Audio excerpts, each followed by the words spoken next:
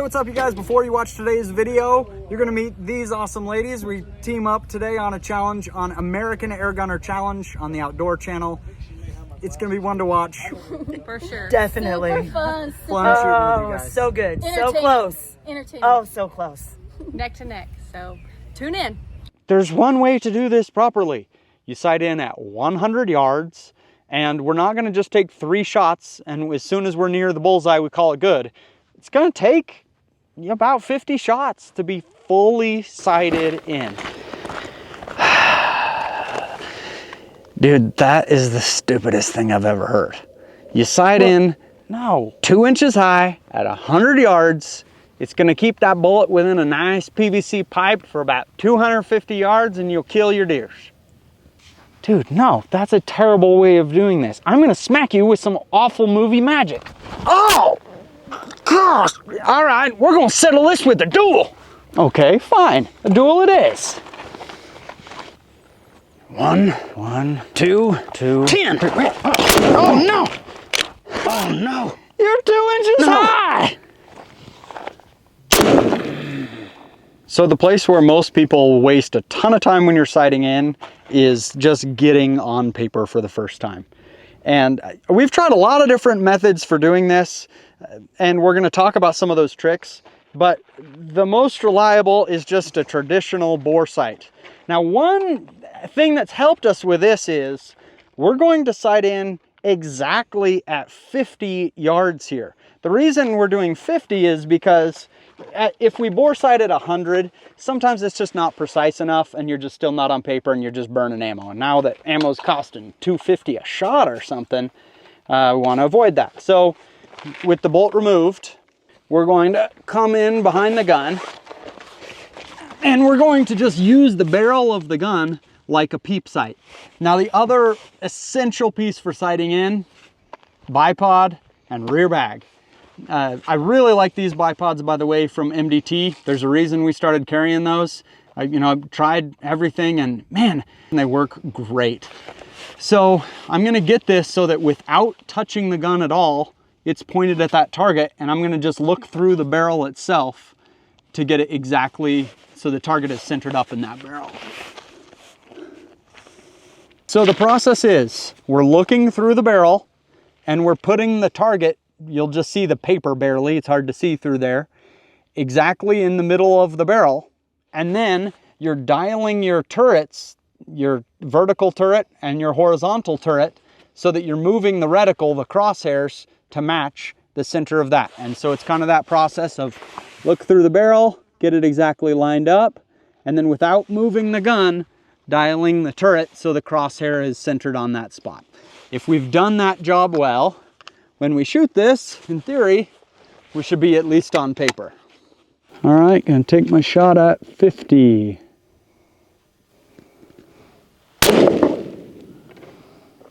All right, so we're on paper. That's a win. With a bore sight, it's not gonna be perfect. You're gonna be a few inches off most of the time. Now I can see that that's a 4-inch circle there, 2 inches to the right, and about 1.5 inches high. So if I were at 100 yards, 2 inches to the right would be 8 clicks. I'm at 50, so I'm gonna need 16 clicks. And then for that 1.5 inches, that would be on an MOA scope, that'd be 6 clicks to the left, so I'm gonna double it and go to 12. Doing it at 50 is just so much easier, so you know exactly what it's going to be. So I'll make those adjustments and I'm gonna shoot one more shot at 50 just to make sure. I don't wanna jump to 100 until we're positive. Otherwise we're just gonna start wasting bullets that aren't on paper. Second shot. Okay, bingo. Ha! All right, that is exactly where I want that shot. Now let me explain why we want that shot. You'll say, okay, it's perfect horizontal, but just a tiny bit low. This is a 6.5 Creedmoor. We're exactly at 50 yards. Now I know I just want to be just that skosh bit low, and here's why. When you're looking through the scope, we don't have to cannonball your scope, right? You're just seeing straight through. The bullet as soon as the bullet leaves the barrel, gravity's already starting to act on it, right? It doesn't have any lift. It's not an airplane. And so when that bullet is leaving, it's going down. And so to hit a target at 100 yards, the only way is to angle that barrel up, and we're mortaring it in, right? Except one thing, because the scope is seeing straight and the bullet is mortaring, right? If you were to shoot too close when you're sighting in, you would actually want to be a lot low, because the line of sight of the scope and the path of that bullet don't intersect quite yet. So at 50 yards, I know I just want to be just barely low, and hopefully I won't look a little bit silly here. And 100, we should be dead on.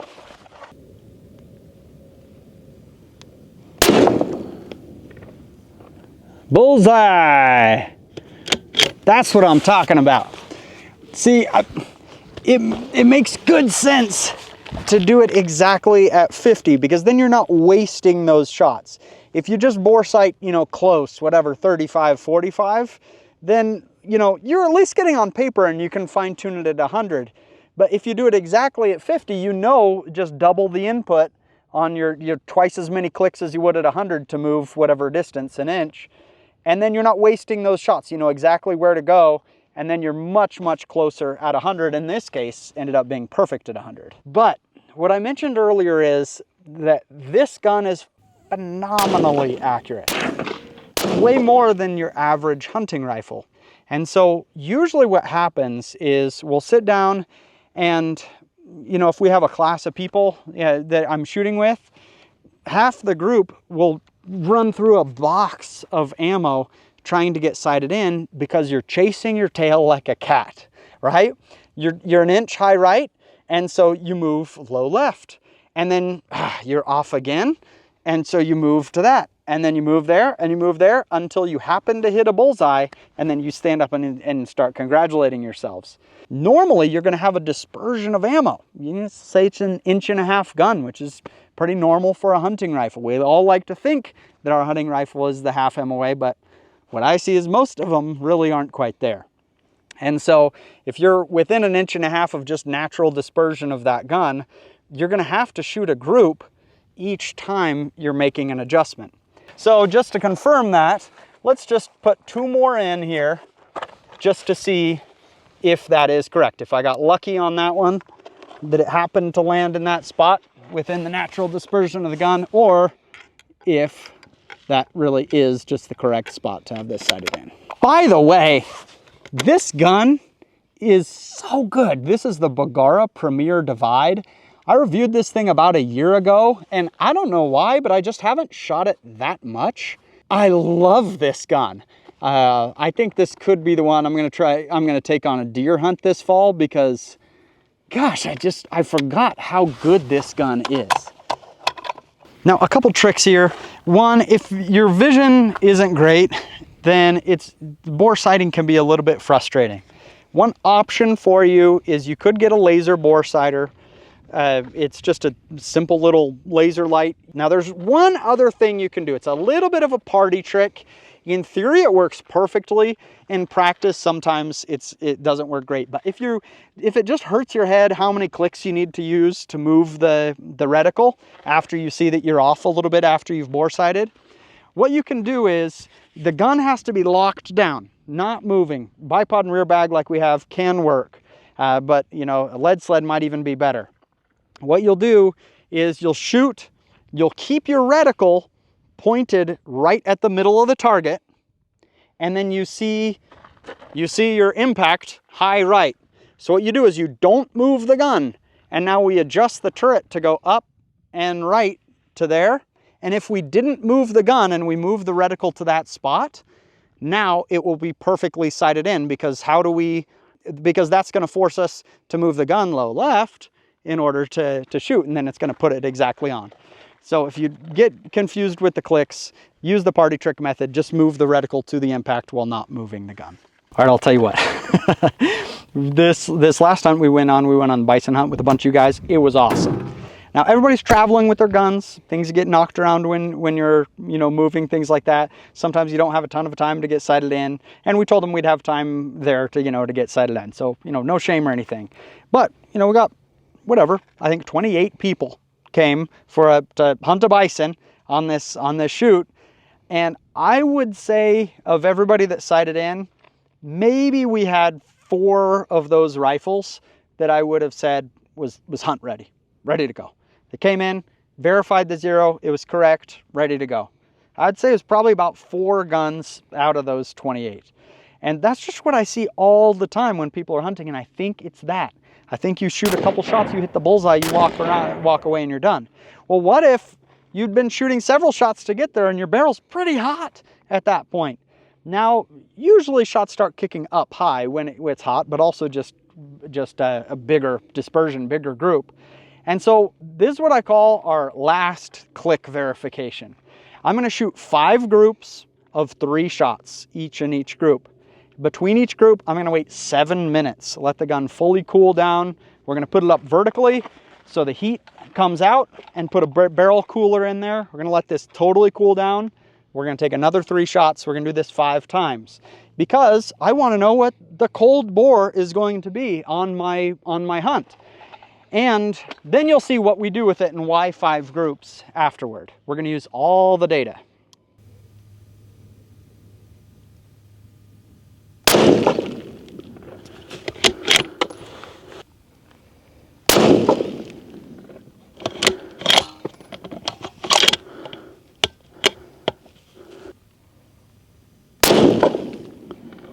All right, we have a decent group. It's a vertical string. I need to add a caveat here. It's 110 degrees today in St. George, Utah. And so this is just not the right time to be sighting in. So we're not gonna have that good of groups as good of what this gun can do. So we're gonna wait a little bit, but it's so hot today that the longer we wait, it may just be heating up even more because of the temperature. So I'm just gonna rattle off some groups here. Just know we're not showing a perfect example. Now, and a very important part is I am not changing the scope based on each group. I'm going to shoot it exactly the same. That last group was high, but I'm not changing anything.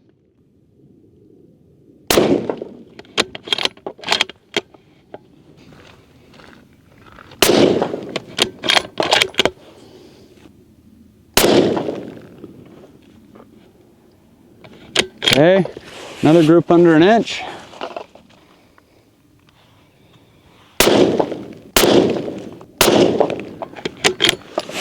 All right, we've shot our groups. We're gonna go 3 again because of the conditions. Normally we'll do 5. Now let's go down and I'll show you why we didn't touch the scope between groups. All right, now what we're gonna do, we are looking at these targets and I'm gonna count high, low, and on. I consider something on when it's less than a click away from the center. And so I'm gonna count 2 shots high, 1 click on from this group. Now we have 1 low, 2 on, just talking about the vertical here. And so now we're 2 high, 3 on, 1 low. Now we come to this and we have 1 on, 2 low. So now we're at 4 on, 3 low, 2 high. So for our vertical, we're at a dead tie. We're at a tie between all of these. And so I say vertically, the scope is perfect. Now that's why we aren't chasing our tail. Because that group, we got to come down 2 clicks. And then, we got to come up a click. You know what I mean? We'd just be chasing our tail if we did that. So when we're getting this last click in there, we're basing it off 5 different groups normally. Now I'm going to do the same thing with the horizontal. We're going to look at the first group. First group, horizontal is perfect. All 3 on. Second group, I would say we have probably 1 is left. The other ones are probably within a click of the center. And then here we have 1 that is 1 click left. So our score here is 7 on, 2 left, and so I am not going to make any adjustment to the vertical. That's how it's done. You got to shoot multiple groups and base that last click off that kind of information. But we're gonna also want to do it in perfect conditions, not where then it's 110 degrees out here. At this point, I'm still not ready to go hunting, even after I have that last click, because I gotta figure out what the drop is on my gun. So if you have a chronograph and a ballistics app and you're going to figure out exactly what that is, perfect. If you're just going to go shoot out at different distances and see what it is, as long as you're in similar conditions to where you'll actually be hunting, that's going to work great. But I want some way to mark it on the scope so that when I'm hunting, I don't have to like, deer's at 325 yards. Let's see, I've got to get my app out here. Got to figure out what my drop is, get back on the gun. Oh no, it walked another 40 yards. Let me check.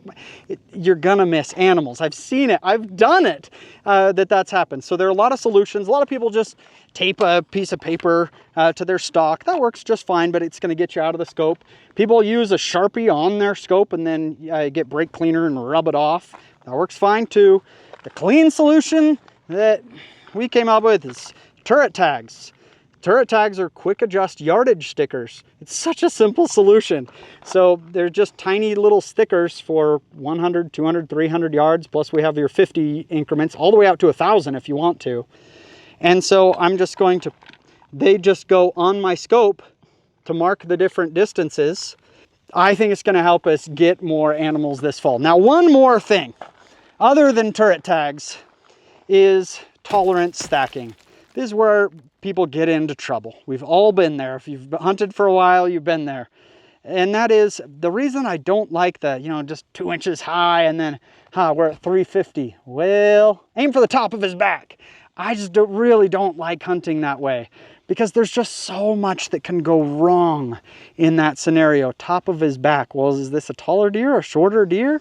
There's just so much that you don't really know what to do. Even at, 330 yards, that doesn't seem that far.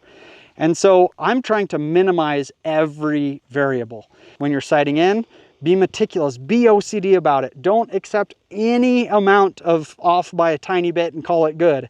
Wait till that thing is dialed, especially if you can go to the range multiple times to verify that scope is not getting off as it's bouncing around a truck and stuff. Have a good hunting season this fall. Thanks for watching Backfire. We'll see you in the next one.